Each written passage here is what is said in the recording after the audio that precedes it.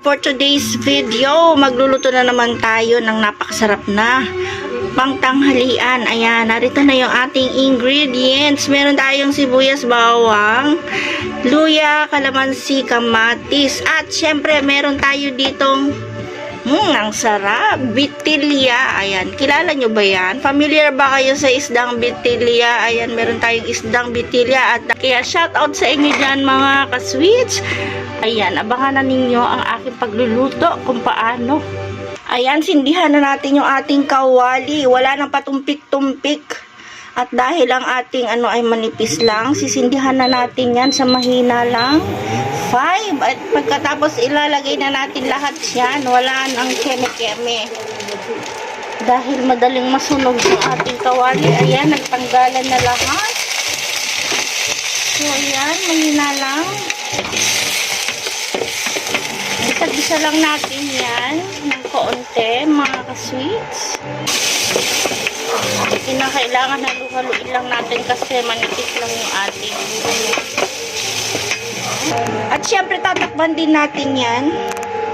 At yan syempre hugasan muna natin yung ating mga gulay. Syempre lalagyan muna natin ng maglalagay tayo ng asin. Syempre ayan, para mamatay yung mga bakterya na nasa ating gulay. So, ihuhulog na natin yung ating mga gulay. Sandali lang. Ayan, meron tayong repolyo. So, nagsishadow siya. Meron tayong pechay. Meron tayong repolyo.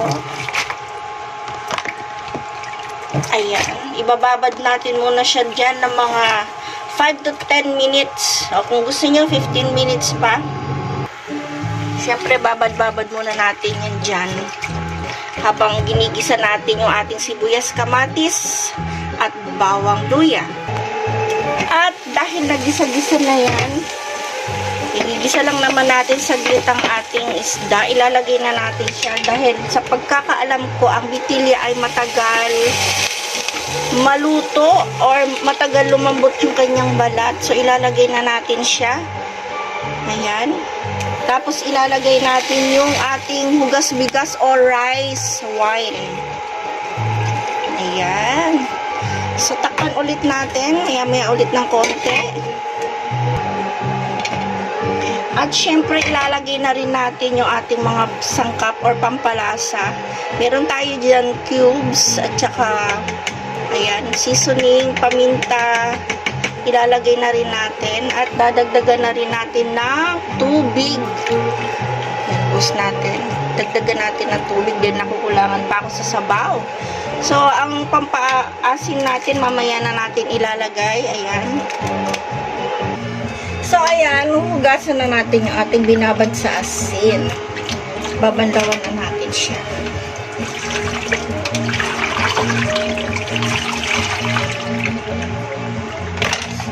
Lagyan ulit natin ng tubig at hugasan.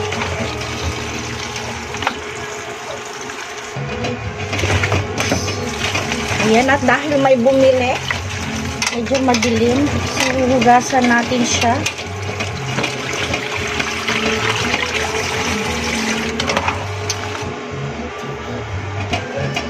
Kasi ng paghuhugas ng yung may asin, lalagyan natin ng asin lalo na sa mga ganitong gulay kasi sa mga tindahan hindi natin alam kung saan-saan na yan dumadapo. So para mamatay yung mga bakterya o mga insekto na nakasiksik dyan, minsan nilalagyan natin siya ng asin or baking soda. Ayan. Another tips from sweets. Ala, hindi lang tayo matamis, kundi ayan, magluluto rin tayo ng mga paulam-ulam dyan.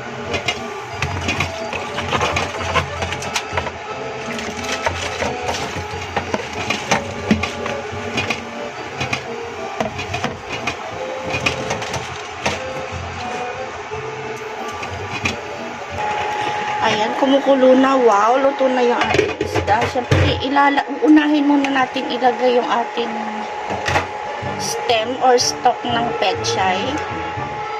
Ayan, sarap. At pagkatapos yung ating, syempre isusunod na rin natin yung ating repolyo. Ayan. Sarap, di ba? Napakasimple lang yan, oh. Tara, so, ayan, luto na yung ating repolyo.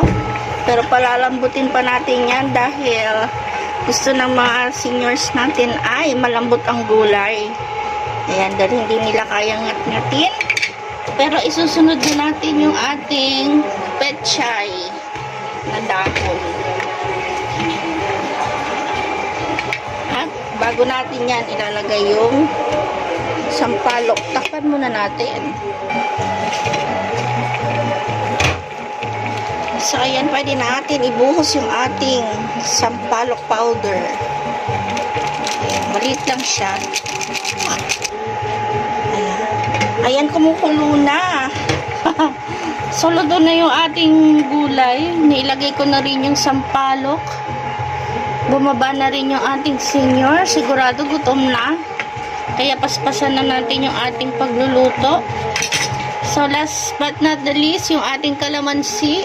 Pampatanggal ng langsa. Luto na ang ating tinolang sigang. Ay, sigang na tinola. Kainan na! Ay, may nakalimutan pa pala ako. Lagyan natin pala ng sili para mabango pa. Ayan.